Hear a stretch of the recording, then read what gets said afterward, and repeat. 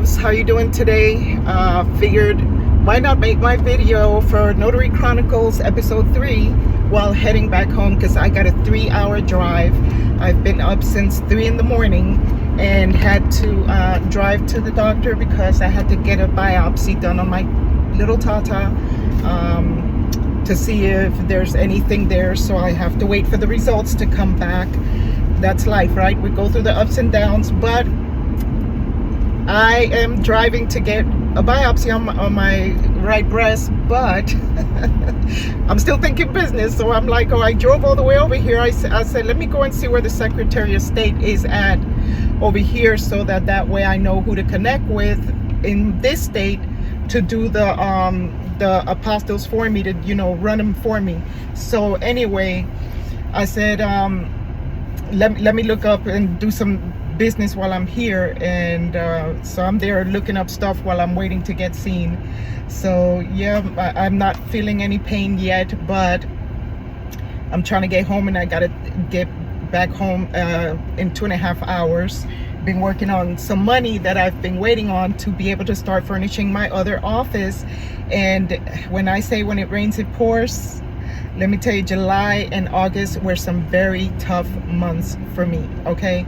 And I'm the one that when I make my money from my business, I put it back in my business, right? So it might look like I'm not, I don't show people where I'm struggling when I'm not or whatever, but you know, I'm not broke. It's just I'm putting it back into my business because I know the plan I have and the vision that I have in my heart, in my mind, to where I'm trying to get business wise. But I met an amazing mentor, and I'm loving the journey with her. Thanks to her, I'm going to be able to do fingerprinting at my new location through another company.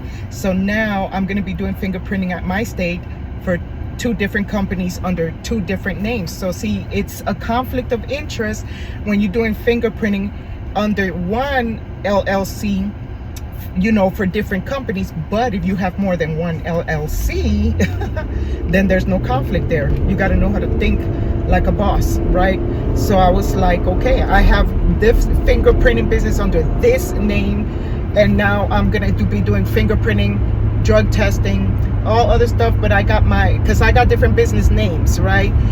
So I have my main business names, and then I have my umbrellas, which are my doing business as or assumed name. It depends on what state you are, whether it's known as an assumed name or as doing business as. So in this business, it has nothing to do with this other business, because it's not I, Saida, who is doing the business. It's the business names, right? So I'm trying to teach you how to think like a business person. So now, thanks to Toya Wallace. Thank you so much, Miss Toya Wallace. And by the way, let me see if oh my gosh, I gotta show it to y'all in my next video. I got my journal from Miss Toya Wallace. If you go to Amazon, TOIA Wallace, WALLACE, type her name up and it comes up immediately. You're gonna see all her journals. Mine, I got the girl with the afro, and you know, because y'all know I love pink. That says hustle. And so that's been my little journal that I've been journaling on, because I love journaling. That's one of my things that I like to do as far as manifestation, but also writing down my goals, mapping things out, taking notes whenever I'm taking courses, because just because you're an entrepreneur doesn't mean that you're an expert at everything and that suddenly you don't need any more mentors. No, you know, you got to continue building your whatever it is that you're trying to do with your business. If your vision is to just have one small business and run that business well, like I was thinking, and she took the words out of my mind, maximize every room that you have in your office, right? So there was 2 rooms that didn't have a door at my new location, which I showed you in a previous video. And So I asked him, could they put a door in that office, and they did. And I asked him, could he put a door in the other office? So because I'm new and just moving in there, he was like, well, let's see how it goes, because that costs money. But then I saw his wife, and I kind of dropped that to her, and I was like, I don't mind paying, but I would love it if there was a wall with a door here too, to turn it into another office, so that I could have privacy in each room, and that way I can maximize profit off of every room in the office, because I know what I'm planning to do there, right? So hopefully she'll be kind enough to do that. And I asked her to, also to change the toilet.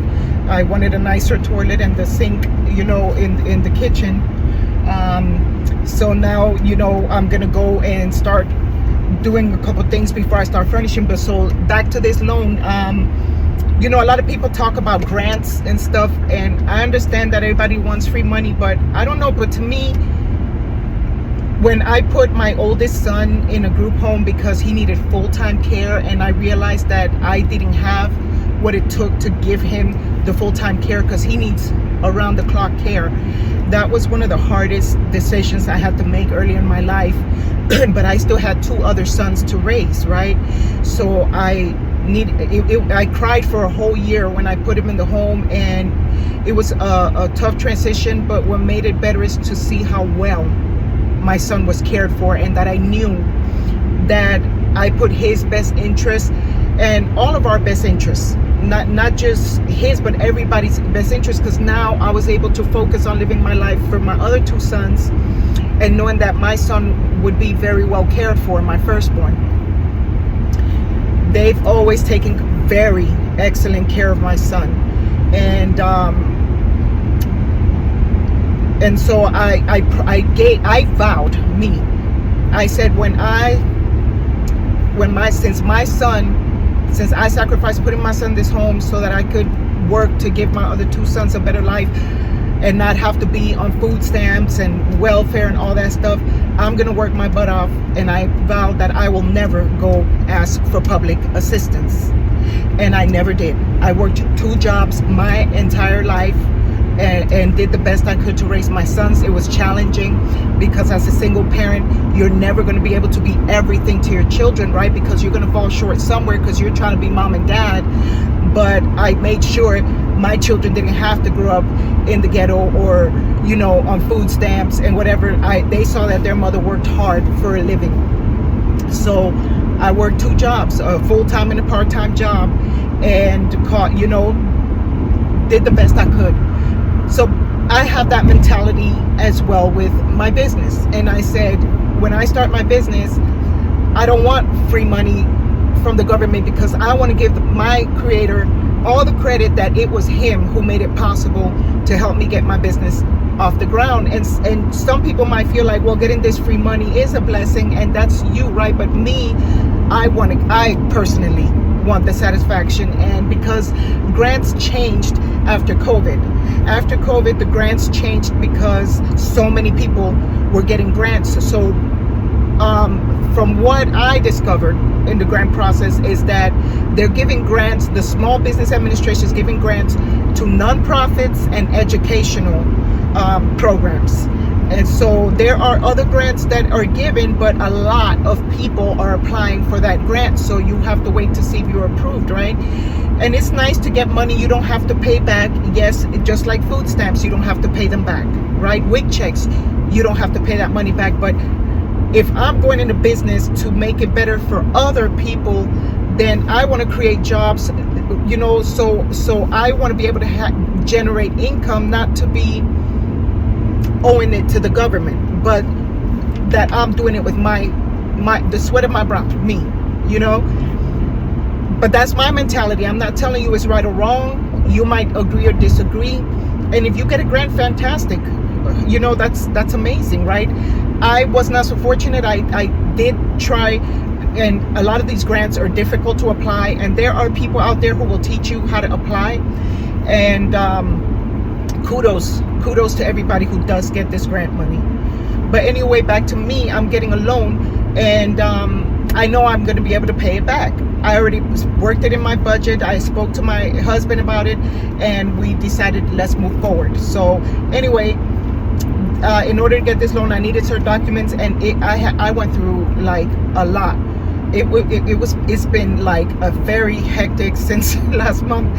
I'm like, where's this document? Where's this document? Where's the document? And it wouldn't arrive, and I was so frustrated. But because I have a dogged determination, I kept calling, I kept inquiring, and finally they tell me they never sent the document, but they lied and told me they sent it last month, August the 18th, and they never did. So anyway, I'm saying all of this to tell you that you have to be determined in order to get your business off the ground, because nobody's going to come and hand you anything. Nobody's going to come and rescue you, and the people that do, give them their props. Like the people that have helped me, I go giving them props. Oh, and by the way, I need to give somebody props that I forgot to give props to last week when I was talking about the field inspections. If it wasn't for Yesenia Law, I would not have found out about Sandcastle Field Services. She was like, hey, why don't you try going with them? And she sent me her referral code. And matter of fact, she helped me to apply. And I applied, and immediately they started calling me. Same thing with Toya Wallace. She told me about the fingerprinting business but the reason she connected me is because I've paid for courses through her, right? It's not just like, oh, put me down. No, I've invested into this, and that's one of the blessings that came with it. So thank you. Blessings to the people who have been a blessing to me. So anyway, now thanks to her, they reached out to me, and it turns out that there is a need in my area, and they have 2 other people doing fingerprinting. So now I'm going to be the third. So now I'm doing fingerprinting for the state and fingerprinting that's not just state related, right? So now I get the whole kit and caboodle. Plus I have my own fingerprinting business that I could invest in later down the road when I get the money for that machine. So on top of that, I'm going to be doing teeth whitening at my new location. I'm going to be doing drug testing. So I'm maximizing everything. Plus I can notarize documents there.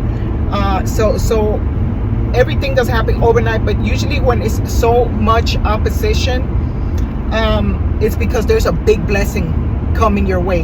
And I was like, there's something big coming my way because it's too much opposition. I said, I don't care who's praying against me, who's trying to curse my businesses, who's envious, jealous, who's not happy. I do not care, because what the Most High Divine has blessed, no one can curse it.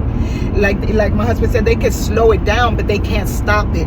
So that's there's good and there's evil in this world, and they don't know, and they don't care what you have had to go through in your business journey to get to where you're going, so that when your blessings begin to manifest and you're like, finally, I've worked so hard for this, and finally I get to see the fruits of the seeds that I've sown. You know what I mean? But other people, they're just envious. I'm like, why don't you go work just as hard as I do, and think just as much as I do, and strategize the way I do, and listen to my videos. Subscribe while you're at it. You know what I mean? Like, I'm here trying to help you think like a true entrepreneur. So hopefully my videos are doing that. And so now I'm going to take my little sore booby back home, and prayerfully we'll get the loan today, and I can start working on furnishing my office. Yay! Let's hear it for hard work and dedication and commitment and faith, right? And I know you have it in you too. I believe in you. I believe in your dreams. I believe in everything that you're doing. Do not give up, right? And please keep the algorithm going so my page can continue to grow. Like, subscribe, and hit that notification bell so you can catch my videos every week. I love y'all so much. Let me focus on this road, and I'll catch you on season 1, episode 4 of next week of the Notary Chronicles. I love y'all so much. Peace out.